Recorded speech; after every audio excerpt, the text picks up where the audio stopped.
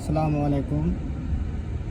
আপনাদেরকে একটা কথা বলতে চাই যে সফলতা পাওয়ার জন্য যদি কারো পা চাটতে হয় কিংবা কাউকে ছোট করতে হয়, তো এই সফলতার কোনো দরকার নেই। ঠিক আছে, এই সফলতাকে ত্যাগ করবেন। কেন ওই সফলতা বেশি দিন আপনার টিকবে না।